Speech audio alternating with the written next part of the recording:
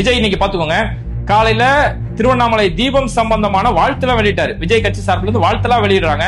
ஆனா இந்த இடத்துல இவ்வளவு பெரிய பிரச்சனை பத்திக்கிட்டே இருக்குது. இந்த வட மாநிலம் அடிச்சு சாவுற மாதிரி தமிழ்நாட்டையுமே அடிச்சு சாவுறதுக்கான ஒரு சூழ்ச்சியை ஏற்படுத்திட்டு இருக்கும் போது இதை எதிர்த்து விஜய் வாய் திறக்க வேணா? கொள்கை எதிரி பாஜகன்றீங்களே, இங்க பாஜக எப்பேற்பட்ட ஒரு மத வெறுப்பு அரசியல் செய்யறாங்களே, இதை எதிர்த்து ஒரு பதிவு போட முடிஞ்சதா ஒண்ணல? அந்த அளவுக்கு கோலையா வக்கத்து போய் அலையற நீ, இவருக்கு முதலமைச்சர் கனவு வர கேட்டுட்டு கிடக்குது. அதனால இந்த மாதிரி விஜய் மாதிரியான நபர்கள் இந்த இடத்துல வாயை கூட திறக்க தைரியம் இல்லாத நபர்களா இருக்கிறதால எடப்பாடி பழனிசாமி மாதிரி நபர்கள் பாஜக சொல்படி மட்டுமே அவங்க செயல்படக்கூடிய நேரத்துல இங்க துணிச்சலா ஒரு அரசு செயல்படுறாங்க பாருங்க. அதனாலதான் இங்க நம்ம திமுக நம்ம ஆதரிக்கிறோம், திமுகவை ஆதரிக்கணும். ஏன்னா இப்படி இருக்கிறதால திமுக மேல எப்பேற்பட்ட பழிகள் சொல்லப்படுது தெரியுமா?